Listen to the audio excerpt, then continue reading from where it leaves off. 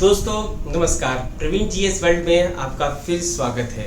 आज हम निर्वाचन आयोग पार्ट 2 लेके आए हैं आप सभी के लिए। निर्वाचन आयोग का पार्ट 1 हम देख चुके हैं। कल हमने देखा कि निर्वाचन आयोग किस तरीके की संस्था है, कैसे इसकी स्थापना होती है, इसके सदस्य कैसे होते हैं, कैसे इनकी नियुक्ति की जाती है, कैसे इनको हटाया जाता है, इन सब के बारे में चर्चा की हुई थी। आज हम पार्ट बी के बारे में देखेंगे। सबसे पहले हम इस पार्ट में जानेंगे कि निर्वाचन आयोग से संबंधित कौन कौन सी समितियों का गठन किया गया है। तो आज हम प्रमुख समितियों के बारे में देखते हैं, जो चुनाव से संबंधित समितियां रही हैं उनके बारे में हम चर्चा करेंगे यहाँ पे। उसके पहले मैं आपको एक चीज़ और बताना चाहूँगा कि जो निर्वाचन आयोग जो संस्था रही है, एक संवैधानिक संस्थान है, स्थायी संस्थान है, अर्धन्यायिक शक्तियाँ इसको प्राप्त हैं, ये आपने देख रखी है। अब निर्वाचन आयोग में क्या हुआ, समय समय पे उसमें सुधार की आवश्यकताएं महसूस होती रही। क्यों होती रही? कारण ये है समय और परिदृश्य में परिवर्तन लगातार होता रहा है। देखिए, पहले जब चुनाव आयोग का गठन किया गया था 1950 में, 25 जनवरी 1950 को इसका गठन किया गया। जब इसका गठन किया गया तब परिवेश कुछ अलग थे। धीरे धीरे क्या हुआ, इसके परिवेश में परिवर्तन आने लगा, क्षेत्रों में विस्तार होने लगा, कई बार राजनीतिक अपराधीकरण होने लगा, राजनीति में अपराधियों की संख्या बढ़ने लगी और ऐसी कई मुद्दे आए जिसके कारण इसमें संशोधन करने की आवश्यकता पड़ी।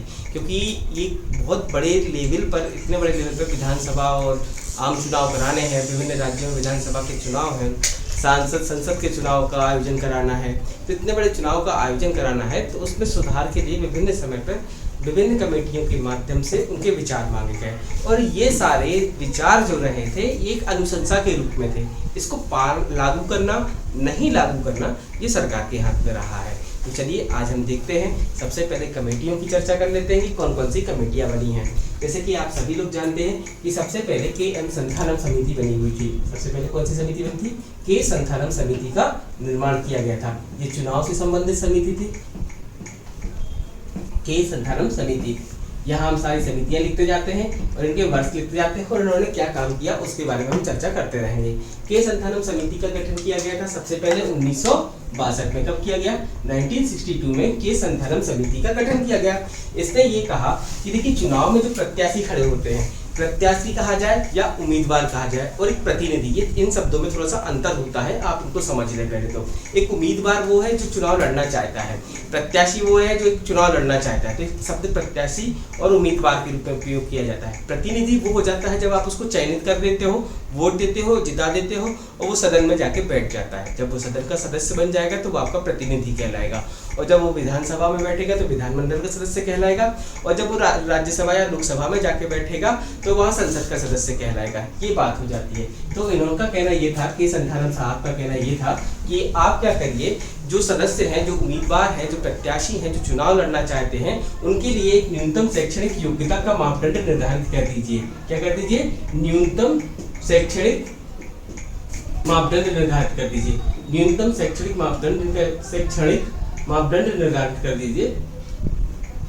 उससे ये हो जाएगा कि इनकी शिक्षा जो रहेगी, उनकी जो शिक्षा रहेगी, शिक्षा का निर्धारण किया जा सकेगा। एक न्यूनतम शैक्षणिक मापदंड, शिक्षा का मापदंड निर्धारित कर देंगे हम कि भाई इतना पढ़ा हुआ व्यक्ति ही क्या हो सकता है? उम्मीदवार हो सकता है। ये सबसे बड़ी बात इन्होंने कही। एक न्यूनतम शिक्षा का लेवल निर्धारित कर दीजिए कि जो प्रत्याशी रहेगा, जैसे 5वीं पास, 8वीं पास, 12वीं पास या BA ग्रेजुएशन, ऐसी कोई एक डिग्री का निर्धारण हमें करना चाहिए ताकि जो उम्मीदवार रहे वो थोड़ा बहुत पढ़ा रहे। देखिए, अब क्या है, समय में थोड़ा सा परिवर्तन आ रहा है और इसी परिवर्तन के हिसाब से इन आवश्यकताओं की पूर्ति जरूरी थी। तो अब उसके बाद आती है संथानम समिति, तारकुंडे समिति। कौन सी समिति? तारकुंडे। इसको कहा है BM तारकुंडे समिति। ये BM तारकुंडे समिति का गठन किया गया था। ये समिति जो गठन हुई थी 1974 में गठित हुई है। कब गठित हुई है? 1974 में गठित हुई है। इस कमेटी के बारे में आपको जानने की बहुत आवश्यकता है। देखिए, पूरा वीडियो बड़े ध्यान से आप सुनिए, सारी चीज़ें आपको काम की बताई जाएंगी। जो BM तारकुंडे समिति जो है 1974 में गठित की गई थी। इस समिति को JP समिति के नाम से भी जाना जाता है। इसके पीछे कारण ये है कि एक JP जो जयप्रकाश नारायण थे, उनके द्वारा इस समिति का गठन किया गया था। ये एक सरकारी कमेटी ना होकर अशासकीय कमेटी टाइप की कमेटी थी जिसको JP ने गठित किया गया था, इसीलिए इसको JP समिति कहा गया था। इनके द्वारा समिति का गठन किया गया था। उस समय पे क्या था, समाज में बहुत सारे सुधार और आंदोलन का दौर चल रहा था, क्योंकि उस समय पे इंदिरा गांधी की सरकार वगैरह चल रही थी। 1978 का दौर चल रहा था। उस समय पे बहुत सारी धांधलियाँ हो रही थी चुनाव को लेके। पहली बार 1968 का दौर था ये 1968 का दौर था जब विपक्ष था, इसके पहले कभी विपक्ष रहा नहीं है। विपक्ष ने अपनी मांगों के लिए बहुत सारे आंदोलन चलाए। उन्हीं आंदोलन के में सबसे बड़े नेता के तौर पर निकले थे जेपी साहब, जयप्रकाश नारायण जिनको कहा जाता है। इन्हीं ने चुनाव के लिए क्या किया, एक कमेटी का गठन किया, बीएम तारकुंडे समिति को कहलाई।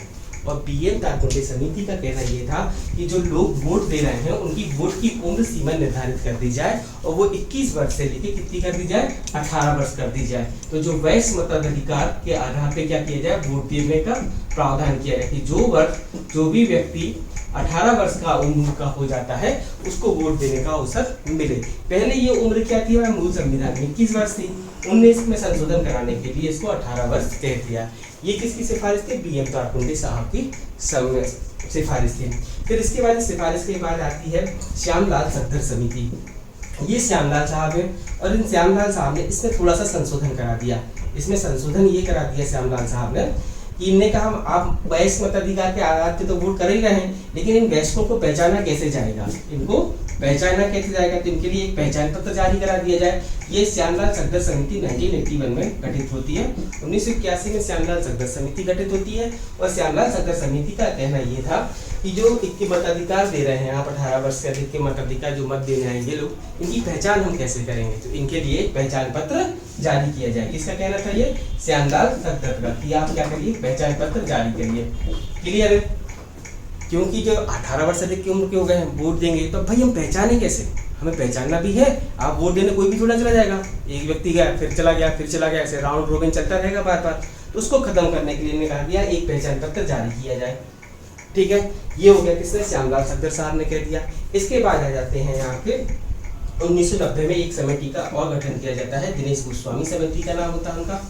क्या नाम इनका, दिनेश गोस्वामी। ये दिनेश गोस्वामी समिति बहुत फेमस समिति रही है। इस दिनेश गोस्वामी समिति की अनुशंसाएं, बहुत सारी अनुशंसाएं रही हैं। उनमें से महत्वपूर्ण अनुशंसा उनकी ये थी कि आप क्या करिए, जो पहचान पत्र जारी कर रहे हैं वो फोटो युक्त पहचान पत्र जारी करें। कैसा करें, फोटो युक्त पहचान पत्र। ऐसा पहचान पत्र लाइएगा जिसमें क्या हो, जो वोट देने वाला व्यक्ति हो उसकी फोटो हो, क्योंकि पहचान पत्र तो है। अब मान लीजिए मनीष का फोटो आईडी है, उसका वो मतलब पहचान पत्र है उसका, उस पहचान पत्र को लेके पता चला राजेश वोट दिया रहा, राजेश के बाद महेश दिया रहा, महेश की जगह प्रकाश दिया रहा। तो वो खत्म करने के लिए उनने कहा कि आप एक फोटो युक्त पहचान पत्र को जारी करें। ये बात किसने कही, दिनेश गोस्वामी साहब ने कही, 1990 में कर दी। इनने एक ईवीएम की बात भी कही कि भाई ईवीएम का शुरुआत की जाए। और एक बात और कही इनने, आरक्षण पर जो चुनाव की जो सीटें रहती हैं इनको चक्रानुसार क्रम बनाया जाए। सभी जितने भी वर्ग होते हैं, 4 अलग अलग वर्ग हैं, SC ST OBC जनरल, इनमें सभी वर्गों को एक ही सीट पे अलग अलग बार एक अवसर SC को दिया जाए, एक बार ST को दिया जाए, एक बार OBC को दिया। इस तरीके से इनने चक्रानुसार पद्धति आरक्षण की बनाई, इसकी भी इन्हें अनुशंसा की हुई थी। तो ये सारी किसने की, दिनेश गोस्वामी साहब ने की थी। दिनेश गोस्वामी साहब के बाद आ जाते हैं अपने सबसे फेमस व्यक्ति आ जाते हैं यहाँ पे TN शेषन साहब। TN शेषन साहब जो रहे हैं, इन्होंने क्या कहा, 1992 में TN शेषन समिति का गठन किया गया था। TN शेषन साहब वही व्यक्ति हैं जो मुख्य चुनाव आयुक्त रहने के बाद इन्होंने राष्ट्रपति का चुनाव लड़ा था। किसका चुनाव लड़ा था, TN शेषन साहब ने राष्ट्रपति का चुनाव लड़ा था। ऐसा MPPSC के क्वेश्चन में पूछा भी गया हुआ है कि TN शेषन ऐसे कौन से मुख्य चुनाव आयुक्त रहे हैं जिन्होंने राष्ट्रपति का चुनाव लड़ा हुआ है। तो TN शेषन साहब जो रहे हैं, कौन रहे हैं, TN शेषन साहब। ये बहुत फेमस रहे हैं और विवादास्पद भी रहे हैं थोड़े से। तो ये TN शेषन साहब रहे कि ये अपने सुधारों के लिए जाने गए हैं, बहुत सुधार कराए हैं चुनाव से संबंधित मामले में। तो 1992 में TN शेषन साहब का गठन आते हैं, इनकी कमेटी का गठन कर दिया जाता है चुनाव से संबंधित। और ये कहते हैं कि ये जो प्रतिनिधि हैं, जो चुनाव लड़ रहे हैं, जो उम्मीदवार हैं, वो एक ही जगह से चुनाव लड़े, एक से अधिक जगह से इनके चुनाव लड़ने पे उम्मीदवार एक से अधिक स्थलों से चुनाव न लड़े। एक से अधिक स्थलों पे चुनाव पर इनका अधिक स्थलों से चुनाव लड़ने पर प्रतिबंध हो। ठीक है, इनका क्या कहना था कि एक से अधिक स्थलों से चुनाव लड़ने पर प्रतिबंध हो, ये इनका कहना था। ये किसने कहा, ये TN शेषन साहब ने कहा। क्लियर है। तो इसके बाद TN शेषन साहब आ जाते हैं। 1992 में एक कमेटी का गठन किया जाता है और उनका कहना यह है कि जो भी व्यक्ति चुनाव लड़ रहा है वो एक ही जगह से चुनाव लड़े, क्योंकि एक व्यक्ति 2-3 जगह से चुनाव लड़ लेता है। चुनाव लड़ लिया, जहां से जीत गया वहां से सीट ज्वाइन कर ली, बाकी जगह से छोड़ छाड़ दिया। तो छोड़ देता है तो उतना चुनाव आयोग उतना व्यय भी करता है और इतना पैसा व्यय कर देता है यदि, तो उससे लॉस होता है और ये लॉस सरकार को ही हो रहा है। वहाँ देने वाले वोट, जो लोग वोट दे रहे हैं उन वोटों का लॉस हो रहा है, उनकी भावनाओं का लॉस हो रहा है। तो इस तरीके से बात करके टी.एन. सेशन साहब ने कमेटी का गठन किया गया कब? 1992 में। 1992 में के बाद एक कमेटी और 1993 में गठित होती है। 1993 में एन.एम. बोहरा समिति की एन.एम. बोहरा समिति का गठित होती है। बोहरा समिति आती है कब? 1993 में बोहरा समिति आती है। और इस समिति का कहना यह था कि आप राजनीति में अपराधीकरण को रोका जाए। मतलब राजनीति में अपराधीकरण से मतलब समझिए, राजनीति में अपराधीकरण पर रोक लगाई जाए। राजनीति में अपराधीकरण से मतलब यहाँ सिंपल सी बात आ जाती है कि राजनीति में अपराध बढ़े ना, या राजनीति और अपराधियों के बीच में गठजोड़ ना बढ़े। क्या होता है, कई बार पहले चुनाव हुआ करते थे, कई जगहों पे संवेदनशील इलाके होते थे, सांप्रदायिक दंगे हो जाते थे या अन्य प्रकार के दंगे हो जाते थे, या लूट लिया जाता था पोलिंग बूथों को, तो ध्रुवीकरण कर दिया जाता था, जैसे भी हिंदू मुस्लिम के मुद्दे पे कर दिया जाता है। ऐसे कई वाले मुद्दे रहते हैं, या जाति समाज पे कर दिया जाता है। तो इन्हीं सबको रोकने के लिए, राजनीति में अपराधीकरण को रोकने के लिए बोहरा समिति का गठन किया गया था। कब? 1993 में।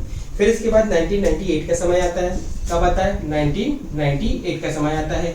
इसमें इंद्रजीत गुप्ता समिति का गठन किया गया। कौन सी समिति थी? इंद्रजीत गुप्ता समिति। इंद्रजीत गुप्ता समिति का गठन किया गया। इंद्रजीत गुप्ता समिति का कहना यह था कि एक ऐसे कोष की स्थापना करी जाए, एक ऐसे सार्वजनिक कोष की, किसकी? सार्वजनिक कोष का निर्माण किया जाए, एक सार्वजनिक कोष का गठन किया जाए। इसी सार्वजनिक कोष से क्या हो? चुनाव का व्यय हो, चुनाव व्यय से संबंधित सार्वजनिक कोष का गठन किया जाए। सार्वजनिक कोष का निर्माण किया जाएगा किसके लिए? चुनाव व्यय के लिए। चुनाव का जो व्यय हो रहा है वो किस कोष से हो? सार्वजनिक कोष से हो। ये इंद्रजीत गुप्ता की समिति गठित की गई थी 1998 में। फिर एक कमेटी आती है वीरप्पा मोइली के गठन में। कब आती है? वीरप्पा मोइली। इनका नाम सुना होगा, वीरप्पा मोइली का आपने। ये मंत्री भी रहे हैं केंद्र सरकार में, तो वीरप्पा मोइली रहे हैं, केंद्र सरकार में मंत्री भी रहे हैं। इनकी अध्यक्षता में कमेटी का गठन किया गया था 2007 में। ये शासन में नैतिकता बढ़ाने के लिए इस समिति का गठन किया गया। शासन में नैतिकता बढ़ाने के लिए इसका गठन किया गया। ठीक है, नैतिकता बढ़ाने के लिए शासन में इसका वीरप्पा मोइली समिति का गठन 2007 में किया गया। इसके बाद एक कमेटी आ जाती है विवेक तनखा कमेटी। तनखा कमेटी आती है, सॉरी, इसमें तनखा कमेटी आती है 2010 में। तनखा समिति का गठन किया जाता है 2010 में। इस समिति का गठन कहना यह था कि जितने भी चुनाव है, चुनाव संबंधी जो भी कानून है उनकी समीक्षा करने के लिए, चुनाव संबंधी कानूनों की समीक्षा के लिए, चुनाव संबंधी कानूनों की समीक्षा करने के लिए 2010 में एक कमेटी का गठन किया गया, जो विवेक तनखा समिति कहलाई, या चुनाव संबंधी कानूनों की समीक्षा की इस कमेटी के द्वारा। ये तनखा समिति कहलाई, ये 2010 में गठित थी। चुनाव से संबंधित जितने भी कानून थे उनका मूल्यांकन करने के लिए 2010 में ये कमेटी का गठन किया गया। इसके बाद आती है 2011 में कमेटी का गठन किया गया, जिसको रेड्डी समिति कहा गया। रेड्डी समिति किया गया। और 2013 में कमेटी गठन किया जिसका नाम वर्मा कमेटी कहा गया। ये कमेटियों के गठन किए हुए थे, इससे संबंधित रहे हैं, चुनाव से संबंधित रहे। इन सारी कमेटियों ने अपने अपने विचार प्रस्तुत किए। इन कमेटी का उद्देश्य सिर्फ इतना था कि चुनाव में जो भी हो सके उनमें सुधार किया जाए। इसके बाद हमने ये सारी कमेटियां देख ली हैं। अब कमेटियां देखने के बाद दोस्तों अब हम आगे बढ़ते हैं और हम ये देखते हैं कि निर्वाचन आयोग क्या कार्य करता है, उसके क्या कार्य रहे हैं। ठीक है, सबसे पहले कौन सी कमेटी घटी? अभी मैंने आपको कमेटी बताई। सबसे पहले के संथानम कमेटी घटी, 1962 में आई। इनने शैक्षणिक योग्यता को निश्चित करने की बात कही। फिर 1974 में आपकी तारगुंडे समिति आई। तारगुंडे समिति का कहना था कि ये वयस्क मताधिकार लाया जाए, 18 वर्ष उम्र कर दी जाए 21 से घटा के। फिर उसके बाद आपकी सगदर समिति आती है, श्यामलाल सगदर समिति 1981 में। श्यामलाल सगदर समिति के द्वारा क्या कहा गया 1981 में कि फोटोयुक्त पहचान पत्र लाया जाए। फिर उसके बाद दिनेश गोस्वामी से आज कमेटी आती है।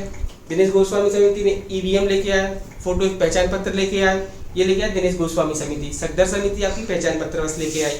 फिर दिनेश गोस्वामी समिति ने फोटोयुक्त पहचान पत्र लाने की बात कही, ईवीएम की बात की, चक्रानुसार पद्धति का प्रयोग करने का कहा आरक्षण की सीटों के लिए, आरक्षित सीटों के लिए। फिर उसके बाद आपकी आ जाती है बोहरा समिति आती है 1993 में, जो अपराधीकरण को रोकने की बात करती है, राजनीति में अपराधीकरण को बढ़ावा देने से रोकने की बात करती है। इंद्रजीत गुप्ता समिति आती है 1998 में। गुप्ता समिति ये कहती है कि जो भी चुनाव पे व्यय किया जाना है वो सार्वजनिक कोष से किया जाए, एक सार्वजनिक कोष का निर्माण किया जाए। फिर उसके बाद वीरप्पा मोइली समिति आती है 2007 में। वीरप्पा मोइली समिति ये कहती है कि हमें शासन में नैतिकता का प्रचार प्रसार करना है और प्रचार बढ़ाना है, हाँ उसकी जांच करनी है, ठीक है, शासन में नैतिकता बनी रहे, इस पे काम करती है। फिर उसके बाद 2010 में समिति आती है, तनखा समिति आती है, जो जितने भी चुनाव के कानून रहते हैं उन कानूनों की समीक्षा करने के लिए आती है। फिर 2011 में रेड्डी समिति आती है, फिर उसके बाद आपकी 2013 में वर्मा समिति आती है और ये समिति अपनी अपनी अनुशंसाएं देती हैं। तो इस प्रकार की चुनाव संबंधी सारी समितियां रही हैं, वो आपने देखी हैं। अब दोस्तों अब हम देखते हैं निर्वाचन आयोग के जो कार्य हैं उनके बारे में हम देख लेते हैं कि इनके कार्य क्या रहे हैं और इनकी शक्ति क्या है। निर्वाचन आयोग के कार्य और शक्तियां, निर्वाचन आयोग के कार्य और शक्तियां। देखिए निर्वाचन आयोग विभिन्न प्रकार के कार्य करता है, इसके कार्यों के बारे में सबसे पहले हम जान लेते हैं कि निर्वाचन आयोग जो कार्य करता है, सबसे पहले तो ये परिसीमन का कार्य करता है। क्या करता है? क्षेत्रों के परिसीमन का कार्य करता है। ये बिल्कुल छोटे छोटे से बिंदु हैं, इन बिंदुओं को आप देख लो, क्षेत्रों का क्या करेगा? परिसीमन करने का कार्य करता है, परिसीमन करने का कार्य करता है।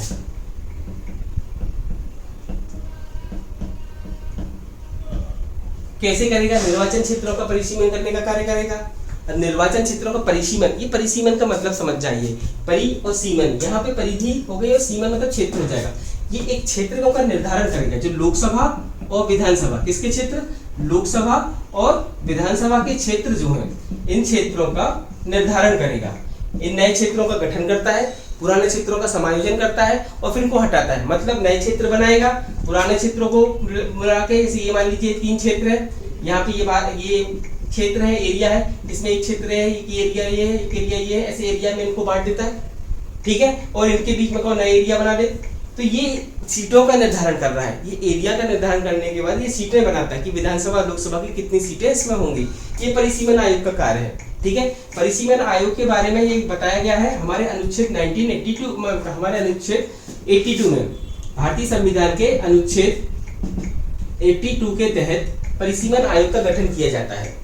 परिसीमन आयोग का गठन किया जाता है किसके तहत? अनुच्छेद 82 के तहत किया जाता है। और इस जो परिसीमन आयोग रहता है, इसका जो अध्यक्ष होता है, कौन होता है? ये परिसीमन आयोग अनुच्छेद 82 के तहत गठित किया जाएगा और इसका आयोग का जो अध्यक्ष होगा, कौन होगा? आयोग का अध्यक्ष। अब परिसीमन आयोग के बारे में थोड़ा सा देख लेते हैं कि इसका अध्यक्ष कौन होता है। परिसीमन आयोग का जो अध्यक्ष होगा वो उच्चतम न्यायालय का, कौन सा? उच्चतम न्यायालय, उच्चतम न्यायालय का सेवानिवृत्त न्यायाधीश होगा। सेवानिवृत्त, उच्चतम न्यायालय का सेवानिवृत्त न्यायाधीश जो होगा वो इसका अध्यक्ष होगा, ठीक है। और मुख्य न्यायाधीश, उच्चतम न्यायालय का सेवानिवृत्त न्यायाधीश,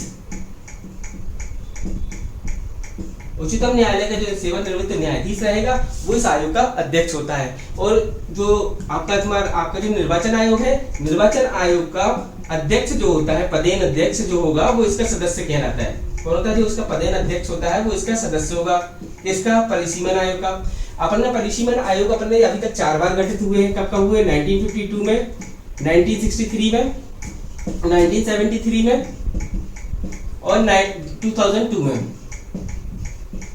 अभी तक 4 बार परिसीमन आयोगों का गठन किया गया है। सबसे पहले किया गया था 1952 में, फिर 1963 में, 1973 में, 2002 में। 2002 में हमारे न्यायाधीश, न्यायमूर्ति कुलदीप सिंह, क्या नाम था इनका? कुलदीप सिंह की अध्यक्षता में, कुलदीप सिंह की अध्यक्षता में इस परिसीमन आयोग का गठन किया गया था। परिसीमन आयोग का गठन कर दिया जाता है, ये अध्यक्ष होते हैं और ये अपनी रिपोर्ट 2008 में सबमिट कर देते हैं, सरकार को दे देते हैं, ठीक है। ये अपनी रिपोर्ट सबमिट कर देते हैं परिसीमन का कार्य। इसी के तहत एक 84वां संविधान संशोधन गठित किया गया। कौन सा किया गया? 84वां संविधान संशोधन। इस 84वें संविधान संशोधन के तहत हमारे जो अनुच्छेद है, संविधान है, संविधान के अनुच्छेद 173(3) में संशोधन किया गया है। 173(3) के अंतर्गत संशोधन किया गया और उस संशोधन के तहत ये प्रावधान कर दिया गया कि जो परिसीमन की सीटें हैं, इन सीटों को 2026 तक के लिए सुनिश्चित कर दिया गया। अब इन सीटों में कोई चेंजेस नहीं आएगा। ये किस संविधान संशोधन के तहत किया गया? 84वें संविधान संशोधन के तहत। किस अनुच्छेद में संशोधन हुआ है? अनुच्छेद 173 में संशोधन हुआ है।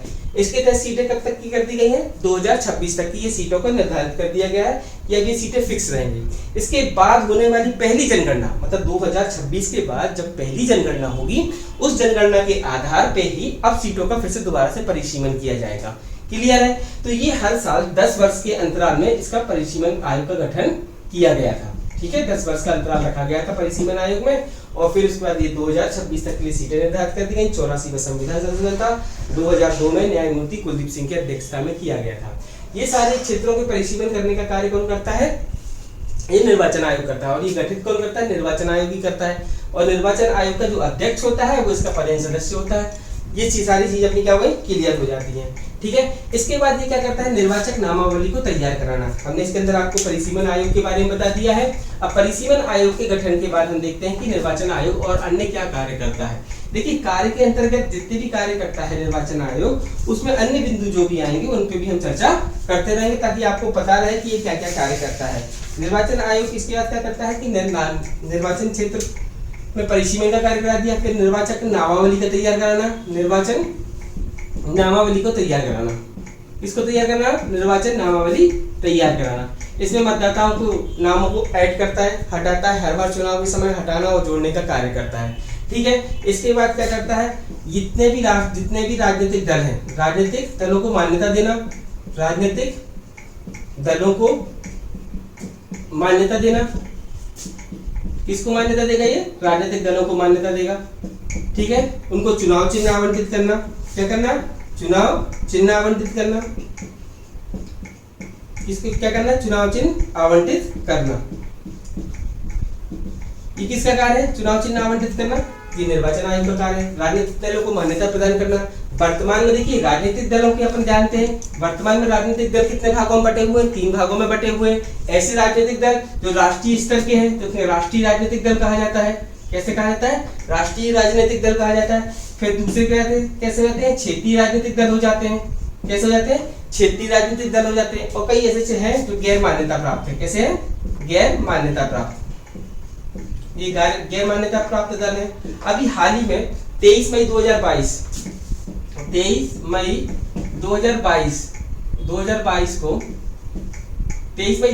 को भी निर्वाचन आयोग ने नई सूची जारी करी है राजनीतिक दलों की। इनमें राष्ट्रीय राजनीतिक दलों की संख्या 6 बताई गई है। कितनी बताई गई है? 6 बताई गई है। क्षेत्रीय दलों की संख्या 54 के पास बताई गई है, और गैर मान्यता प्राप्त दलों की संख्या 2579 के आसपास करीब बताई गई है, और इससे ज्यादा भी हो सकते हैं। इनमें परिवर्तन भी आ सका होगा, लेकिन 23 मई 2022 को जो अधिसूचना जारी की गई थी उसके तहत राष्ट्रीय दलों की संख्या 6 बताई गई। इन राष्ट्रीय दलों की घोषणा कौन करता है? निर्वाचन आयोग करता है। इनमें से कौन कौन से राजनीतिक दल हैं उनके नामों पर देख लेते हैं। ये आपको देखने की सख्त आवश्यकता है। सबसे पहले आप देख लीजिए कांग्रेस। क्या है? कांग्रेस, बीजेपी, बीएसपी, अब बीजेपी भारतीय जनता पार्टी, फिर आती है बहुजन समाज पार्टी बीएसपी मायावती की। ठीक है, CPIM communist party of India, CPIM communist party of India, मार्क्सवादी, एम मतलब मार्क्सवादी कहलाता है इसके लिए। फिर आपकी आप एपीपी आम आदमी पार्टी, फिर इसके बाद आपकी एनपीपी ये पीए संगमा ने पार्टी गठित की हुई है। मेघालय में इसके सीएम है अभी कॉनराड संगमा। ये एनपीपी का गठन किया गया था, नेशनल पीपल्स पार्टी। ठीक है, इसका गठन किया गया है आपका 2013 में, आपका गठन किया गया है 2012 में। सीपीआईएम 1964 की है, बीएसपी आपकी 1984 की है, 1984 में बीएसपी का गठन किया गया था। बीजेपी 1980 की है। कांग्रेस आप सभी को पता है कि 1885 की है। ये सारी पार्टियां हो गई। इनको राष्ट्रीय दल की मान्यता प्रदान की है। किसने की हुई है? चुनाव आयोग ने की हुई है। इसके बाद क्षेत्रीय दलों की संख्या कितनी है? 54 है। क्लियर है? और गैर मान्यता प्राप्त दलों की संख्या 2579 के आसपास है, इससे ज्यादा हो सकती है। इसके बाद ये क्या करते हैं?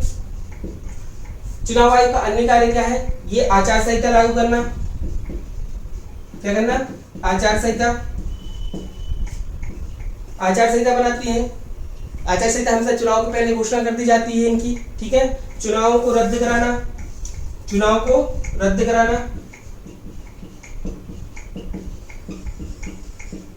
चुनाव को रद्द कराना। यदि कहीं पर इनको लगता है किसी क्षेत्र में चुनाव में धांधली हुई है या गलत तरीके से वोटिंग की गई है तो चुनाव को रद्द कराने का कार्य करते हैं। इसके अलावा ये क्या करेंगे, जो उम्मीदवार हैं उम्मीदवारों के नामांकन पत्र को चेक करना, उम्मीदवार के नामांकन पत्रों को चेक करना, जो नामांकन पत्र है उनकी जांच करना, अयोग्य ठहराना, ये कार्य करते हैं। फिर इसके बाद राष्ट्रपति और राज्यपाल को सलाह देना, इसको राष्ट्रपति व राज्यपाल को सलाह देना। किस मसले पे सलाह देंगे, सदस्यों की अयोग्यता के मामले पे ये राष्ट्रपति व राज्यपाल को सलाह देते हैं। राष्ट्रपति व राज्यपाल को सलाह देना किस मसले पे देंगे, उनकी अयोग्यता के संबंध में। राष्ट्रपति को अनुच्छेद 102 के तहत, किस अनुच्छेद के तहत, अनुच्छेद 102 के तहत राष्ट्रपति को ये राष्ट्रपति के लिए सलाह देते हैं संसद सदस्यों के बारे में। 179 के तहत उसके लिए देते हैं। 179 में 179 के तहत 191 के तहत, अनुच्छेद 151 के तहत, कितने 191 के तहत, अनुच्छेद 191 के तहत ये राज्यपाल को अनुशंसा करते हैं, सलाह देते हैं। अनुच्छेद 191 के तहत, अनुच्छेद 102 के तहत राष्ट्रपति को सलाह देंगे संसद सदस्यों की अयोग्यता के संबंध में, और राज्यपाल को अनुच्छेद 191 के तहत ये अनुशंसा करते हैं कि भाई इनकी अयोग्यता के संबंध में जब इनसे प्रश्न पूछा जाता है तो उस पर ये सलाह देते हैं। ये काम इनका हो जाता है, किसका, चुनाव आयोग का। इतने सारे काम इनके द्वारा किए जाते हैं चुनाव संबंधी मसलों में, ठीक है। निर्वाचन नामावली को तैयार कराना, राजनीतिक दलों को मान्यता देना, चुनाव चिन्ह आवंटित करना, आचार संहिता लाना, चुनाव रद्द करना, मध्यावधि चुनाव कराना। देखिए चुनाव के प्रकार होते हैं, चुनाव के 3 प्रकार होते हैं। इनके प्रकार को समझ लो आप चुनाव के बारे में कि चुनाव किस किस प्रकार के चुनाव किए जाते हैं, ठीक है। देखिए चुनाव भी 3 प्रकार के होते हैं, एक आम चुनाव होता है, एक मध्यावधि चुनाव होता है, एक उपचुनाव होता है। तो इन चुनावों को कराने का कार्य कौन करता है, निर्वाचन, ये चुनाव आयोग का कार्य होता है, चुनाव आयोग करता है इस कार्य के लिए। तो इस मसले को अपन देख लेते हैं थोड़ा सा कि कौन कौन से चुनाव कराता है ये। देखिए चुनाव के प्रकार कितने हो जाएंगे, 3, ठीक है। इसमें 3 प्रकार कौन कौन से हो जाएंगे। पहला होगा मध्यावधि आम चुनाव। आम चुनाव जो होते हैं वो 5 वर्ष में होते हैं। कितने वर्ष में होते हैं, प्रत्येक 5 वर्ष में आम चुनाव का आयोजन किया जाता है, क्लियर। दूसरे होते हैं मध्यावधि चुनाव, मध्यावधि चुनाव। देखिए मध्यावधि चुनाव जो होते हैं वो बीच में होते हैं, जब कभी कोई सरकार होती है किसी अविश्वास प्रस्ताव के कारण, या सरकार कभी त्याग पत्र दे देती है, तो उस कारण क्या होता है, ये अपना त्याग पत्र दे देती है, ठीक है। त्याग पत्र दे दे या अविश्वास प्रस्ताव आ जाए, इसके द्वारा यदि चुनाव बीच में होते हैं तो कौन से चुनाव कहलाते हैं, मध्यावधि चुनाव कहलाते हैं, ठीक है। और फिर एक होता है उपचुनाव। उपचुनाव तब होता है जब कोई प्रत्याशी त्याग पत्र दे दे, कोई एक प्रत्याशी, 2 प्रत्याशी, 5 प्रत्याशी, 23 प्रत्याशी है अपनी विधानसभा क्षेत्र या लोकसभा क्षेत्र से, जब वो अपना त्याग पत्र दे दे, त्याग पत्र दे दे, मृत्यु हो जाए, उसकी मृत्यु हो जाए या कोई अन्य कारण हो, या अन्य कोई कारण, या पार्टी में किसी में विलय कर ले, किसी पार्टी को छोड़ के दूसरी पार्टी में चला जाए, तब इन अवस्थाओं में क्या होता है, उपचुनाव का आयोजन कराया जाता है। तो चुनाव भी 3 प्रकार के होते हैं। एक आम चुनाव जो 5 साल के लिए होते हैं, मध्यावधि चुनाव, इसी आम चुनाव अगर बीच में सरकार दे गई 5 वर्ष के पहले तो मध्यावधि चुनाव, और फिर उपचुनाव होंगे कब, जब प्रत्याशी त्याग पत्र दे दे, मृत्यु हो जाए। इन परिस्थितियों में क्या होता है, ये चुनाव होते हैं और चुनाव के प्रकार कहलाते हैं, क्लियर है। फिर उसके बाद बात आ जाती है आपकी कि निर्वाचन आयोग के ये सारे कार्य हो जाते हैं। अब इसके बाद दोस्तों हम निर्वाचन आयोग के संबंध में अन्य महत्वपूर्ण तथ्यों के बारे में देखेंगे और वो समझेंगे कि जो महत्वपूर्ण एग्जाम ओरिएंटेड प्रश्न हो सकते हैं और जो अन्य महत्वपूर्ण फैक्टर हैं जो आपके लिए पेपर में पूछे जा सकते हैं चुनाव निर्वाचन आयोग से संबंधित, वो देखेंगे। अभी तक इसका पोर्शन था निर्वाचन आयोग का, वो हमने कंप्लीट किया है। अब आगे की चीजें देख रहे हैं जो मुख्य बिंदु इसके अंतर्गत आते हैं। तो सबसे पहले आता है, अपन 2 बिंदु देख लेते हैं। एक तो होता है राइट टू रिकॉल। क्या होता है, राइट टू रिकॉल, और एक होता है right to reject. Right to reject, इन दोनों चीजों को अपन समझ लेते हैं। देखिए राइट टू रिकॉल का मतलब ये कहलाता है कि आपके विधानसभा क्षेत्र में, लोकसभा क्षेत्र में, नगर निगम क्षेत्र में, नगर पालिका क्षेत्र में, किसी भी क्षेत्र में आपका जो जनप्रतिनिधि या प्रत्याशी है आपकी इच्छा या अपेक्षा के अनुरूप वो कार्य नहीं कर पा रहा है या अपने दायित्वों का सही तरीके से निर्वाह नहीं कर रहा है, तो हमें राइट टू रिकॉल का ऑप्शन मिला हुआ है, ठीक है, इस राइट टू रिकॉल के तहत हम क्या कर सकते हैं कि आप अपने जनप्रतिनिधि को वापस बुला सकते हो। ठीक है, उसको क्या होता है, इसमें आपको एक आवेदन पत्र देना होता है। उस आवेदन पत्र में लोगों के दस्तखत होते हैं और जो लोग चाहते हैं कि इनको वापस बुलाया जाए उनकी संख्या उसके कुल निर्वाचन क्षेत्र के 50% से अधिक होनी चाहिए। यदि ये लोग इस तरीके से प्रस्ताव को पारित कर देते हैं उस क्षेत्र विशेष के लोग, तो वहां का जो भी जनप्रतिनिधि होगा वो वापिस आ जाएगा। हमने पूर्व में मध्य प्रदेश में अनूपपुर जिले, कौन सा जिला है, अनूपपुर जिला की पल्लविका, क्या नाम था उनका, पल्लविका पटेल, इनको राइट टू रिकॉल के तहत नगर पालिका अध्यक्ष के पद से वापस बुला लिया गया था। किसके, नगर पालिका अध्यक्ष के पद से इसको वापस बुलाया गया था। किनको, अनूपपुर जिले की पल्लविका पटेल को। तो ये राइट टू रिकॉल का सिस्टम है, इसमें आप अपने जनप्रतिनिधि को वापस बुला सकते हो। अब आ जाता है right to reject. Right to reject का मतलब ये है कि आपके क्षेत्र से जितने भी प्रत्याशी ने चुनाव लड़ा है इनमें से कोई भी प्रत्याशी आपको पसंद नहीं है तो आप क्या करते हो, राइट टू रिजेक्ट कर सकते हो। इसके लिए पहले फॉर्म 17A भरा जाता था। कौन सा फॉर्म भरा जाता था, 17A की हम वोट देना नहीं चाहते किसी को। लेकिन क्या हुआ, PUCL, people union for civil liberties, ने 2013 में सुप्रीम कोर्ट न्यायालय में याचिका लगाई। उस याचिका का जजमेंट देते हुए माननीय न्यायालय ने, सर्वोच्च न्यायालय ने नोटा नामक एक ऑप्शन दे दिया। तो ईवीएम में रहा, ईवीएम में नोटा के तहत इसको कहते हैं नन ऑफ द एबव, कि हमें इनमें से कोई भी पसंद नहीं है। ठीक है, नोटा का ऑप्शन डाला गया। उस नोटा के तहत आपको जब अपने प्रत्याशी पसंद नहीं आते हैं तो उसको आप क्या कर सकते हो, वोट नहीं देना आपको। तो ये राइट टू रिजेक्ट कहलाता है, ये हमें कोई भी पसंद नहीं है। अब फिर बाद में क्या हुआ, ये नोटा आ गया 2013 में, नोटा दे दिया। ठीक है, राइट टू रिजेक्ट में ये प्रावधान था कि यदि जो प्रत्याशी हैं, जितने भी प्रत्याशी हैं, यदि इनसे ज्यादा फॉर्म अगर रिजेक्ट वाले के हो जाते हैं तो उस जगह पे फिर चुनाव नहीं होगा, वो सभी को मना कर दिया जाएगा। फिर दोबारा से विधेयक लाया जाएगा, उसके तहत फिर प्रत्याशी प्रस्तुत किए जाएंगे और वो उनमें से कोई प्रत्याशी पसंद आएगा तो उसके लिए फिर वोटिंग की जाएगी। ये तरीके का पूरा सिस्टम था। क्लियर है। फिर इसके बाद नोटा के बाद आ जाता है आपका ईवीएम। ये ऐसे फैक्ट हैं जिनको आपको देखना है। ईवीएम की जो अवधारणा आई वो बी हनीफा नाम के व्यक्ति थे। कौन थे, बी हनीफा नाम थे क्या व्यक्ति थे। इन्होंने क्या किया, ईवीएम मशीन लेके आए। EVM machine electronic voting machine कहलाती है। क्या कहलाती है ये, इलेक्ट्रॉनिक वोटिंग मशीन। इस इलेक्ट्रॉनिक वोटिंग मशीन में अधिकतम 64 प्रत्याशियों के नाम दर्ज किए जा सकते हैं। इलेक्ट्रॉनिक वोटिंग मशीन, ठीक है, कितने हैं, इलेक्ट्रॉनिक वोटिंग मशीन होती है। इस इलेक्ट्रॉनिक वोटिंग मशीन में अधिकतम 64 प्रत्याशी क्या होते हैं कि एक ही क्षेत्र के अधिकतम 64 प्रत्याशी एक ईवीएम के अंदर उनके नाम दर्ज किए जा सकते हैं। उसमें क्या होता है, उनका नाम रहता है, उनका चिन्ह होता है और अब उनकी फोटो भी रहने लगी है। ईवीएम में आप डाल सकते हैं उनका नाम, चिन्ह और फोटो। उसके यहाँ पे 3 बिंदु ऐसे बने रहेंगे। आप देखोगे यहाँ प्रत्याशियों के नाम लिखे रहेंगे, यहाँ बटन रहेगा, यहाँ नाम रहेगा, चिन्ह रहेगा उनकी और फोटो लगी रहेगी। तो यहाँ आपका बटन रहेगा, जैसे यहाँ बटन दबाओगे यहाँ बीप की आवाज आएगी, वो दिख जाएगा क्या वोट दे रहा हूँ। 3840 3840। इसके अंदर एक ईवीएम के अंदर अधिकतम वोट जो होते हैं 3840 तक आप सेव कर सकते हो। कितने वोट कर सकते हो, 3840। ये वोट आप क्या कर सकते हैं, ईवीएम के अंतर्गत आप डाल सकते हो। क्लियर है। ये आपकी ईवीएम हो गई। ईवीएम लेके कौन आए थे, बी हनीफा ने इसका प्रारूप तैयार किया हुआ था, जो मशीन किस तरीके की रहेगी। ये सबसे पहले ईवीएम का प्रयोग 1982 में, कब, 1982 में केरल के पारूल में प्रयोग किया गया था। इसका कहाँ उपयोग किया गया, केरल के पारूल में सबसे पहले इसका उपयोग किया गया था 1982 में।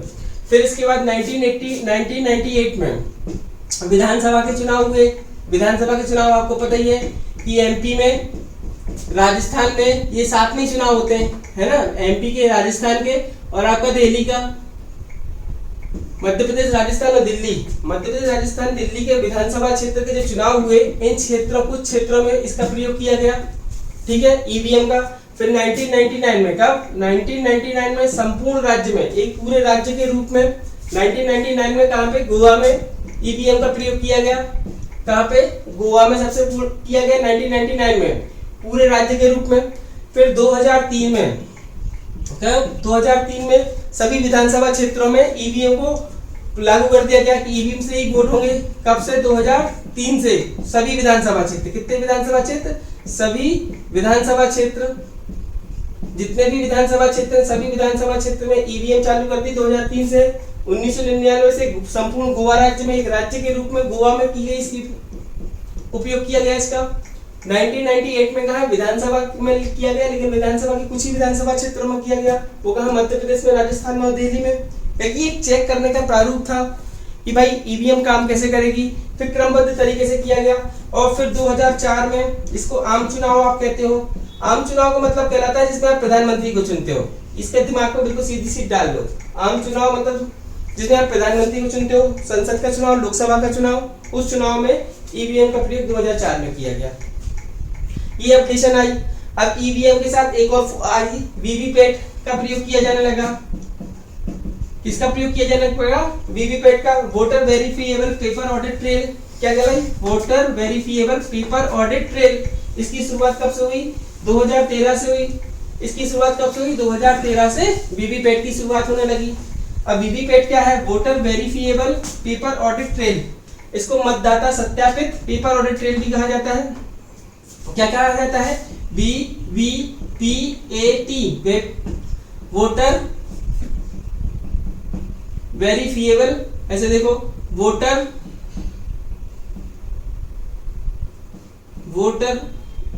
Verifiable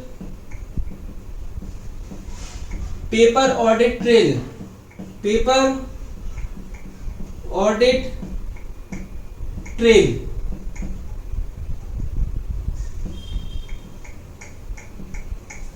voter verifiable paper audit trail का प्रयोग किया गया।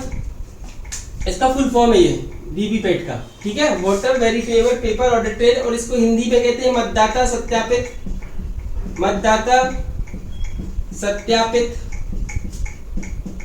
मतदाता सत्यापित पेपर ऑडिट ट्रेल।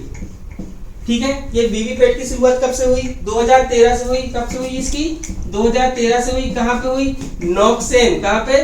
नोकसेन जगह है ये। कहाँ पे है ये? नागालैंड में। नागालैंड में इसका उपयोग किया गया। इसमें वीवीपैट में क्या होता है? वीवीपैट जो मशीन है वो 7 सेकंड के लिए, कितने सेकंड के लिए? 7 सेकंड के लिए ईवीएम से अटैच होती है। ये मशीन किससे अटैच होती है? ईवीएम से अटैच होती है। ईवीएम में जब वोट दिया जाता है तो 7 सेकंड को एक पर्ची बाहर निकलती है, वीवीपैट में दिखाई देती है। उसमें मतदाता का नाम, जिसमें जो प्रत्याशी है उसका नाम लिखा रहता है और उसका चुनाव चिन्ह लिखा रहता है।